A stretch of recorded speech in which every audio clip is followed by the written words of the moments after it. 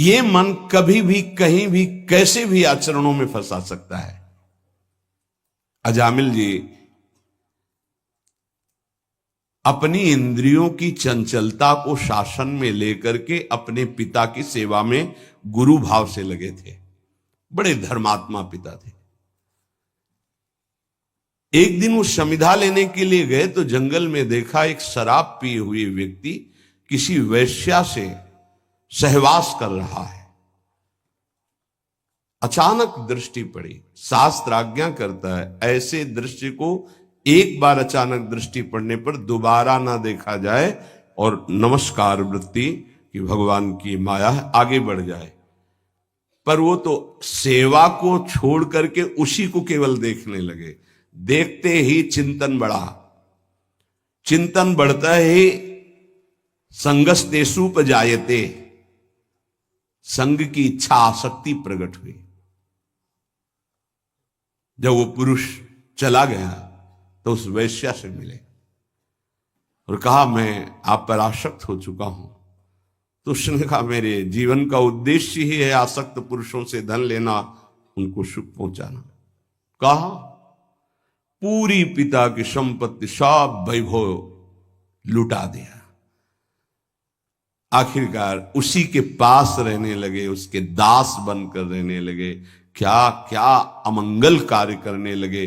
जहां समिधा लेने गए थे यज्ञ के लिए, वहां पशुओं का हिंसा करके और मांस रांधना खाना, ये सब बहुत गंदा जीवन। एक बार थोड़ा भी कोई धर्म का अनुष्ठान करे तो धर्मो रक्षति रक्षिता, धर्म उसको बचाने की कोशिश करता है, रक्षा करता है। गांव में संत मंडली आई। मंडली ने पूछा यहां कोई पवित्र उदार संत सेवी का घर हो तो बताना, वहां आज हम रुकना चाहते। पूरी संत मंडली ठाकुर को भोग लगाएंगे, आरती पूजा और सुबह चले जाएंगे। हाँ, उन्होंने कहा सबसे ज्यादा पवित्र अजामिल है गांव के बाहर, जो वो बगीचा भी सामने वाला उन्हीं का है, वो वैश्या का था। संत स्वभाव विश्वास से होता है। संतों का स्वभाव जो सिद्ध होता है वो विश्वास से होता है। आज तक कभी ऐसा संशय नहीं होता कि आदमी ऐसा बोल रहा है तो इसमें कुछ झूठ भी हो सकता है क्या? नहीं। पर बाद में ऐसा लगता है कि इनको सत्य बोलना आता ही नहीं है। संसारी आदमी को आचार्य की बात फिर याद आती है, पाए जान जगत में सब जन कपटी कुटिल कलयुगी टंचु। कपट और कुटिलता के बर्ताव किसी और कुछ आता ही नहीं।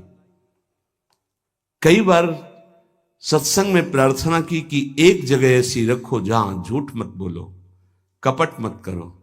गुरु दरबार, दंड दो या पुरस्कार दो, आपके हैं, गलत हैं या सही हैं आपके सामने है। एक जगह तो, पर और जगह सब फिट हो सकता है, एक जगह जरूर छल कपट करेगा, क्योंकि पतन वहीं से होता है। जीव का पतन वहीं से होता है। जहां गुरुजनों से कपट और छल किया गया, माया जो कपट का जाल और छल का बिछाती, उसे कोई नहीं काट सकता। माया के जाल को कोई नहीं काट सकता। काटने के लिए गुरु प्रसन्न साहब अनुकूला, जैसे हमसे बोला जाता है, संतों से बोला जाता है, अक्षरशः लगता है सत्य बोल रहा है, संशय ही नहीं, क्योंकि विश्वास की धरा से ही चला जाता है, विश्वास ही होता है। तो संत जनों ने जाके वहां डेरा लगा दिया। ठाकुर जी विराजमान के, आरती पूजा शुरू, इतने में देखा एक मलिन वस्त्र पहने और एक हिरन कांधे पे टांगे और अस्त्र ली हुई वहां। अजामिल ने जीव ही संतों को देखा तो संत दृश्य जी में पातक टरे, हृदय एकदम आर्त भाव से रो पड़ा और याद आई वो बात कि जब मैं जवान था तो कैसे धर्म का अनुष्ठान करता था, कैसे मैं पिता की आज्ञा से भगवत आराधना में, हाय मेरा जीवन किस तरह नष्ट हो गया। नजदीक गया, साष्टांग दंडवत। देखते ही संतों ने समझ लिया। उन्होंने कहा भाई ये बगीचा आपका है? बोल भी नहीं पा रहे थे, बस इशारा किया। हाँ बोले, बताया गया था कि गांव के बाहर एक ब्राह्मण हैं, बड़े पवित्र हैं, तो आपका ही नाम अजामिल है। बोले, प्रभु ये तो आपके साथ उपहास किया गया है, मैं पवित्र नहीं, बहुत नीच पापी हूं। ऐसा धर्म का त्याग करके पापाचरण में वैश्या के मल जैसे अन्न से उदर पोषण करता हूं, ये देख रहे हो आप हिंसा, मेरे जैसा पातकी भ्रष्ट कोई नहीं होगा। ये तो आपके साथ उपहास किया गया। उनका भाई, अब रात्रि में तो ठाकुर जी नहीं हटाएंगे, यही विराजमान करेंगे, पर आपका कुछ पाएंगे भी नहीं। तो चरणों में लौट गया, महाराज क्या अब भी मेरा उद्धार हो सकता है? कहा हाँ, आखिरी श्वास तक जीव को भगवत प्राप्ति का अवसर दिया जाता है। एक उपाय है, मैं देख रहा हूं तुम्हारे द्वारा वैश्या से कभी पुत्र होगा, तुम उसका नाम नारायण रख देना, बस। अब आप यहां से जाए, हमारी ठाकुर सेवा है, हम सब संत अपने एक नाम कीर्तन पाठ और ध्यान आदि, आप जाएं, आपका मंगल होगा। समय आने पर बालक हुआ, वो उससे अत्यंत आसक्ति हो गई। जरा सी इंद्रियों की छूट दी तो एक संयमी ब्रह्मचारी नियमनिष्ठ ऐसे भ्रष्ट आचरणों में फंस गया। पिता ने फिर ब्याह भी करवाया था, पर दृष्टि जहां फंस गई। कुसंग हुआ तो जीवन बर्बाद हो गया, और सत्संग हुआ तो देखो कैसे परम पद मिलता है। अब तो उसी छोटे पुत्र को गोद में लेके घूमना, उसी से प्यार, उसी से दुलार। उसको क्या पता कि एक भयावह समय होता है जिसका नाम मृत्यु है, वो कभी भी किसी पर आक्रमण कर सकती है। और जब यहां से जाओगे ना, तो कुछ भी तुम्हारे साथ नहीं, तुम्हारा किया हुआ धर्म और अधर्म, ये दोनों तुम्हारे साथ जाएंगे, जिसे शुभ और अशुभ कर्म कहते हैं। अचानक उसको दिखाई दिया दो भयंकर यमदूत, कांपने लगा। यमदूतों की दृष्टि मात्र से उसके मलमूत्र छूट गए, इतने भयानक।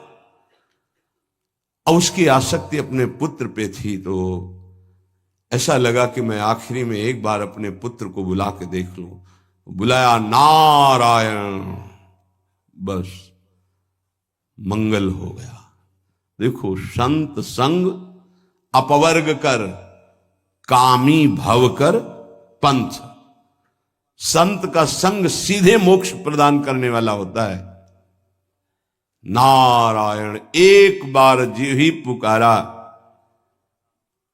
नारायण, णा पे जबान पहुंची कि दो दिव्य पार्षद भगवान के चतुर्भुज नारायण स्वरूप श्यामल कांति है, यमराज के दूतों को डांटा और फांसी काट दी। अब तुम इस जीव को स्पर्श भी करने का अधिकार खो चुके हो।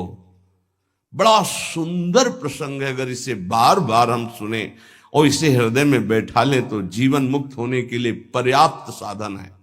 नाम महामंगल मूद में अजामिल जी की चेतना लुप्त होने वाली थी, फांसी पड़ चुकी थी यमदूतों की। यद्यपि उसने भगवान को नहीं पुकारा, अपने बालक के स्नेह वशात उसको पुकारा नारायण, पर संतों ने नाम रखवाया था।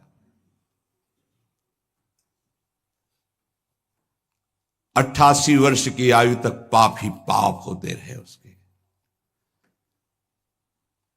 यमदूतों को डांट कर भगवान के पार्षदों ने कहा, अब तुम स्पर्श भी नहीं कर सकते इसको। उनका, आप बड़े तेजस्वी देव स्वरूप दिखाई देते हैं, पर आपको पता है ये महानीच पापी हर क्षण पाप करता रहा है। ये मूर्ख अपने पुत्र के बहाने नारायण बुलाया है, ये महापापी है। भगवान के पार्षदों ने कहा, हम देखते हैं कि तुमको कोई ज्ञान नहीं है। जिस समय ये पुत्र के बहाने नारायण बुलाया उसी समय निष्पाप हो गया, सारे पाप इसके भस्म हो गए। यमराज के दूतों ने कहा, आपको देखने से लगता है आप कोई सिद्ध हैं, क्योंकि तत्काल उपस्थित हुए हैं। आपके कमल दल के समान नेत्र हैं और पीतांबर धारण किए हुए हैं, सिर पर मुकुट है, कानों में कुंडल है, गले में हार लहरा रहे हैं, सबकी नवकिशोर अवस्था है, चार चार भुजाएं हैं और कर कमलों में धनुष, तरकश, गदा, शंख, चक्र, कमल आदि सब धारण किए हुए हैं। आप हमें क्यों रोक रहे हैं? हमारी सेवा है पापियों को दंड देकर महाराज दंड पानी यमराज की आज्ञा के अनुसार इनको नरक ले जाना। यमदूत भगवान के पार्षदों से सब बोले। पार्षदों ने हंसकर गंभीर वाणी में कहा, यमदूतो यूयम वै धर्मराजस्य यदि निर्देश कारिणः ब्रूत धर्मस्य नस्तत्वम यच्च धर्मस्य लक्षणम। तुम लोग सचमुच धर्मराज के पार्षद हो, आज्ञाकारी हो? बताओ धर्म का लक्षण क्या है? धर्म किसे कहते हैं? दंड किस प्रकार दिया जाता है और दंड का पात्र कौन है? मनुष्यों में सभी पापाचारी दंडनीय हैं या उनमें से कुछ? उत्तर दीजिए। बड़ा सुंदर प्रसंग, ध्यान पूर्वक सब सुनिए। यमदूतों ने कहा, मेरे महाभागवत स्वामी भगवान धर्मराज हम सबको परिपक्व शिक्षा दिए हुए हैं। ऐसा नहीं है कि हम तनिक भी कुछ भी मनमानी बोले या मनमानी आचरण करें। आपने पूछा धर्म किसे कहते हैं? वेद प्रणहितो धर्मो धर्मस्तद्विपर्ययः वेदो नारायणः साक्षात् स्वयंभूरिति शुश्रुम। वेद स्वयं अपौरुषेय भगवान का स्वरूप है। अपौरुषेय का तात्पर्य होता है किसी के पुरुषार्थ से वेद की रचना नहीं हुई, स्वयंभू, स्वयं प्रकट हुए है। वेदों ने जिन कर्मों का विधान किया है कि ये कर्म किए जाएं, उसे धर्म कहा जाता है, और जिसका निषेध किया है कि ये ना किया जाए, उसे अधर्म, पापाचरण कहते हैं। भगवान के श्वास प्रश्वास से वेदों का प्रादुर्भाव हुआ है। महाराज, ये जगत 3 गुणों से रचा गया है, सतोगुण, रजोगुण, तमोगुण। इसी में सभी पदार्थ, सभी प्राणी 3 गुणों से ही है, सतोगुण, रजोगुण, तमोगुण। वेद गुण, नाम, कर्म, रूप आदि के अनुसार उनका यथोचित विभाजन करता है। आपको ये करना है, आपको ये करना है, आपको ये करना है, विभाजन किया है वेद ने, शास्त्र ने। ये जीव जब शरीर में आता है तो ये मन की वृत्तियों को साथ लेकर ज्ञानेंद्रियों के साथ जो पापाचरण करता है, तो उसको किसी गवाही की जरूरत नहीं दंड देने के लिए। ये गवाही हर समय उसके साथ रहते हैं। सूर्योग्नि खम मरुद गावः सोमः संध्याहनि दिशः कम कुह कालो धर्म इति ह्रेते दैह्रस्य साक्षिणः। सूर्य, अग्नि, आकाश, वायु, इंद्रियां, चंद्रमा, संध्या, रात, दिन, दिशाएं, जल, पृथ्वी, काल, धर्म, ये साक्षी रहते हैं। रात में पाप किया तो आकाश है, वायु है, चंद्रमा है, संध्या है, रात्रि का स्वयं गवाही है। दिन में तो सूर्य है, दिशाएं हैं, जल, पृथ्वी, कहीं तो पाप करोगे। समय, धर्म, ये सब साक्षी, वहां तुम्हें ये गवाही की जरूरत नहीं पड़ेगी, प्रमाण की जरूरत नहीं होती।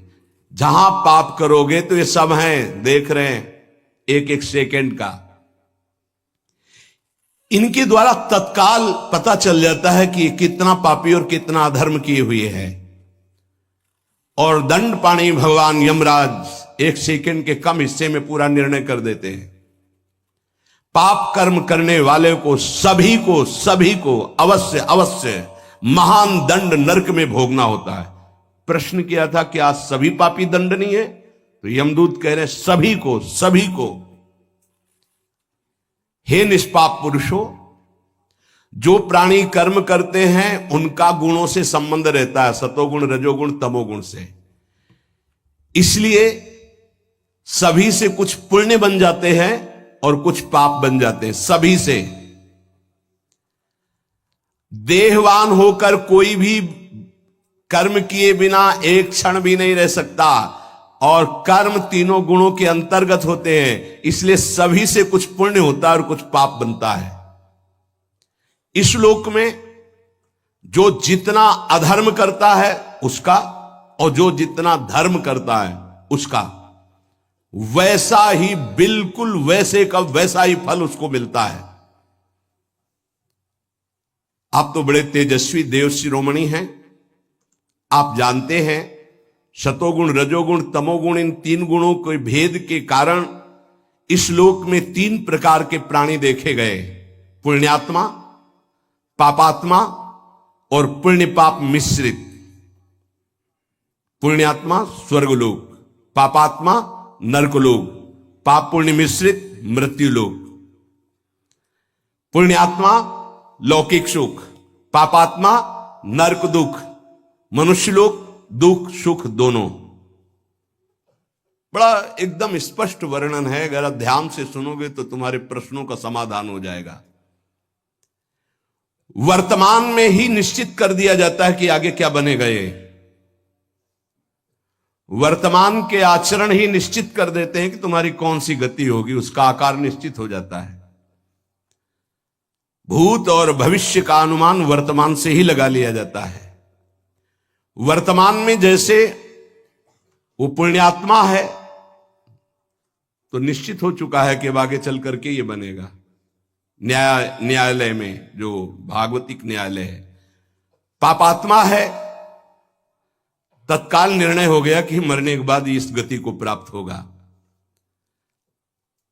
महाराज हमारे स्वामी अजन्मा भगवान सर्वज्ञ यमराज सबके अंतःकरण में विराजमान है, किसी की गवाही की जरूरत नहीं है, वो सबको देख रहे हैं और मन से ही उसके अगले रूप को तय कर लेते हैं कि सुअर बनेगा, कुत्ता बनेगा, भूत बनेगा, प्रेत बनेगा, क्या बनेगा। भावी रूप का विचार कर लेते हैं। जैसे सोया हुआ अज्ञानी पुरुष स्वप्न के समय प्रतीत हो रहे कल्पित शरीर को अपना वास्तविक शरीर मान लेता है और अपना जागा हुआ जो शरीर स्थूल था उसको भूल जाता है, ठीक ऐसे ही जीव नया शरीर प्राप्त करके पुराने जन्म को भूल जाता है, बिल्कुल भूल जाता है। पीछे जन्म में हम क्या थे भूल गए। वर्तमान शरीर के सिवा, वर्तमान संबंधों के सिवा कुछ याद नहीं रहता। सिद्ध पुरुषों बहुत ध्यान से सुनना, इस शरीर से 5 कर्मेंद्रियों के द्वारा लेना देना, चलना फिरना, भोगना, ये काम होता है। 5 ज्ञानेंद्रियों के द्वारा ज्ञान होता है, रूप रस शब्द स्पर्श रूप रस गंध का। मन इन्हीं के साथ मिलकर के ज्ञानेंद्रिय और कर्मेंद्रिय से ये विषयों को भोगता है। ये 3 गुणों के द्वारा प्रेरित होकर के वैसे ही कर्म करता है। बार बार जन्म पे जन्म, मृत्यु पे मृत्यु ये भोगता चला जा रहा है और पाप कर्म पुण्य कर्म ऐसे बनते चले जा रहे हैं। जो जीव अज्ञानवश काम क्रोध लोभ मोह मद मत्सर इन 6 शत्रुओं पर गुरु कृपा से विजय नहीं प्राप्त कर लेता। उसे इच्छा न रहने पर भी विभिन्न वासनाओं के अनुसार पाप कर्म करना पड़ता है और पाप कर्म का दंड अवश्य उसे नरक में भोगना पड़ता है। बहुत एकाग्र और ध्यान पूर्वक भी बहुत निर्णायक बात कही जा रही है। ये विकार नष्ट कर देते हैं। रेशम का कीड़ा जैसे अपने को ही नष्ट करने के लिए रेशम पैदा करता है, क्योंकि रेशम निकालने के लिए उसे उबाला जाता है, ऐसे ही कर्म जाल में फंस कर वो अपने आप को जलाता है, नरकाद में भयंकर पीड़ा प्राप्त करता है। अपने हाथों ही अपना शिकार बन जाता है कर्म का। कोई शरीरधारी जीव बिना कर्म किए एक क्षण भी नहीं रह सकता। प्रत्येक शरीरधारी कर्म करता है तो 3 गुणों के अंतर्गत, सतोगुण रजोगुण तमोगुण। सतोगुण तो कोई बिरला ही होता है, नहीं रज तम पापाचरण ही करवाते रहते हैं। अपने पूर्व जन्म के पाप पुण्य संस्कारों के अनुसार उसको स्थूल सूक्ष्म शरीर प्राप्त होता है, और उसी के अनुसार कभी वो स्त्री शरीर कभी पुरुष शरीर, और उसी के अनुसार संस्कार स्वभाव, और वैसे नवीन कर्म उससे संस्कार स्वभाव नवीन कर्म, नवीन जन्म, फिर मरण, फिर जन्म, ये चक्र चल रहा है। प्रकृति का संसर्ग होने से वो भूल जाता है कि मैं स्त्री नहीं, मैं पुरुष नहीं, मैं सच्चिदानंद बपू भगवान का अंश हूं। प्रकृति के संसर्ग से, शरीर के संसर्ग से वो भूल जाता है। ये विपर्य केवल एक से दूर हो सकता है, ये भ्रम केवल एक से दूर हो सकता है, श्री भगवान का नाम जप भजन। हे देव सिद्धो, आप जानते हैं कि अजामिल पहले बड़ा शास्त्रज्ञ था, व्रतधारी था, सदाचारी था, विनयी था, जितेंद्री था, सत्य पे चलने वाला था और पवित्र भी था। इसने गुरुजनों की भी सेवा की, अग्नि की उपासना की है, पर एक गंदा आचरण देख करके अपने को संभाल न पाया और भ्रष्ट हो गया। देख लो, शास्त्र है। एक दिन ये पिता की आज्ञा से वन में फल फूल समिधा लेने गया और लौटते समय एक कामी पुरुष के द्वारा होते हुए वैश्या से सहवास का दर्शन करके काम से युक्त हो गया। बस ये अपनी इंद्रियों को संभाल ना पाया और उसी नीचता में जाके फंस गया। यद्यपि इसने बहुत धैर्य धारण करने की कोशिश की, पर भ्रष्ट हो गया। काम पिशाच ने वैश्या को निमित्त बनाकर इस धर्मात्मा को भ्रष्ट कर दिया। अब ये सारी शास्त्र मर्यादाओं का उल्लंघन करके मनमानी पापाचरण करने लगा। वैश्या का संग, वैश्या का चिंतन, वैश्या का सहवास पूर्ण भ्रष्ट मलिन हो गया। ये वैश्या को प्रसन्न करने के लिए सुंदर सुंदर वस्त्र आभूषण कैसे दे, तो चोरी करने लगा, हिंसा करने लगा। स्वच्छंद चारणी वैश्या इसको तिरछी चितवन से अधीन कर लिया। अब इसको यही पता नहीं चला कि मैं पाप कर्म से इसका भरण पोषण कर रहा हूं। अन्याय से, घोर हिंसा से, चोरी से वो छीन छीन कर धन लाता और उस वैश्या को देता। इस पापी ने जीवन भर शास्त्र आज्ञा का उल्लंघन करके पाप किया है, निंदनीय कर्म किया है। ये वैश्या के मल समान अपवित्र अन्न और शरीर का सेवन करता रहा है। इसलिए मैं इस पापी को यमपास में बांधकर भगवान दंडपाणी यमराज के पास ले जाऊंगा, घोर नरकों में इसको ताड़ना देकर पवित्र करूंगा। भगवान के नीति निपुण एवं धर्म के मर्म जानने वाले पार्षदों ने जब यमदूतों का ये उपदेश सुना तो भगवान के पार्षदों ने कहा, यमदूतों, अहो कष्टम धर्म दृशाम अधर्मः स्पृशते सभाम यत्रा दंडेषु पापेषु दंडो यैर्ध्रियते वृथा। ये तो बड़ा आश्चर्य का विषय है। आप अपने को धर्मराज के दूत कहते हो, धर्म का भी उपदेश कर रहे हैं, लेकिन तुम्हारे जीवन में धर्म के द्वारा अधर्म नहीं होना चाहिए। अब तो घोर अधर्म होने जा रहा है। अब तो तुम निरपराध को दंड दे रहे हो। भगवान के पार्षदों ने कहा, जरा ध्यान देकर सुनना, इसीलिए कह रहे अब ये निरपराध है, अदंडनीय है, तुम्हारी सामर्थ्य क्या तुम इसको दंड दे सकते हो? निरपराध को दंड नहीं दिया जाता। देखो, सत्पुरुष जैसा आचरण करते साधारण लोग वैसा ही अनुकरण करते हैं। अपने आचरण के द्वारा सत्पुरुष जिसको प्रमाणित कर देते हैं उसे धर्माचरण कहते हैं, उसी का लोग अनुकरण करते हैं। साधारण लोगों को ज्ञान नहीं होता, वो तो पशुओं की तरह होते हैं, उनको धर्म अधर्म का ज्ञान नहीं होता। वो किसी सत्पुरुष पर विश्वास करके उसकी आज्ञा के अनुसार चलते हैं, उसके चरणों में सर रख करके निश्चिंत होकर बेपरवाह होकर के वो भगवत मार्ग में चलते हैं। अब हमें ज्ञान नहीं, क्या धर्म क्या धर्म, अब सर रख दिया, जो आप आज्ञा करें वैसे चले। भला वो दयालु पुरुष उसका मंगल कैसे होने दे सकता है जिसने आत्मसमर्पण कर दिया है किसी संत को? अज्ञानी जीव है, ठीक है, माना, पर वो विश्वासघात कैसे कर सकता है? यमदूतों, अब बहुत ध्यान देने योग्य बात है। अयम ही कृत निर्वेशो जन्म कोट्यंहसामपि यद व्याजाहार विवशो नाम स्वस्थयनम हरे।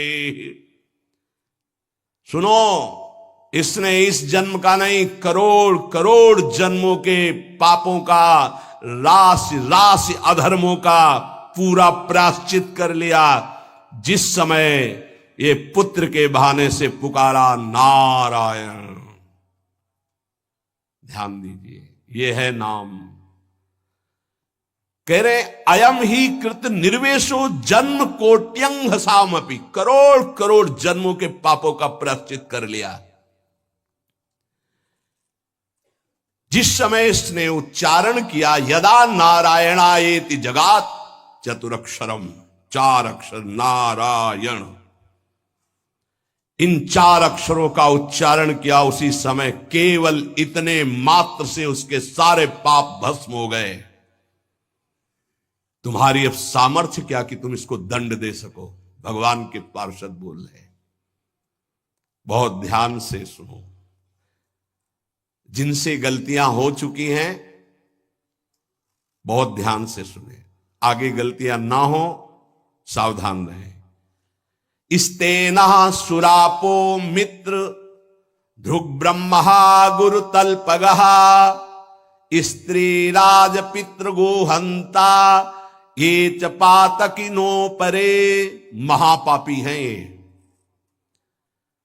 जो दूसरे की संपत्ति की चोरी करता है, जो शराब पीता है, जो मित्र द्रोह विश्वासघात करता है मित्र से, जो ब्रह्मघाती ब्रह्म हत्यारा है, जो गुरु पत्नी गामी है, जो ऐसे पापियों का दोस्त है, जो स्त्री राजा पिता गाय इनकी हत्या करने वाला महापापी है, इन सब बड़े बड़े पापियों को भी परम पवित्र करने के लिए भगवान का नाम गरज रहा है। अगर तुमसे ऐसे महान पाप हो गए हैं तो कह रहे हैं बस केवल भगवान का नाम शुरू कर दो, नाम लेना। हरिवंश महाप्रभु कहते हैं, जैसे हरिवंश विचारिक मनुज देह गुरु चरण गही सकई तो सब पर पंच तज कृष्ण कृष्ण गोविंद कहे। कृष्ण कृष्ण कृष्ण गोविंद गोविंद गोविंद। जैसे लोग आके प्रश्न करते हैं हमसे पाप हो गए, क्या हम पवित्र हो सकते हैं? ध्यान से सुनो।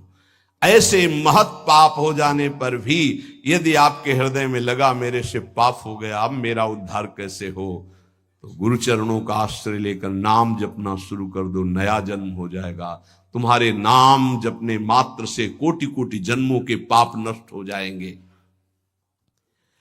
भगवान नाम के उच्चारण से मनुष्य की बुद्धि जैसी शुद्ध होती, निष्पाप होती, ऐसी और किसी साधना से नहीं। भगवान के गुण, लीला और स्वरूप में बुद्धि पवित्र होकर रम जाती है और उसे भगवान में अत्यंत प्रेम हो जाता है।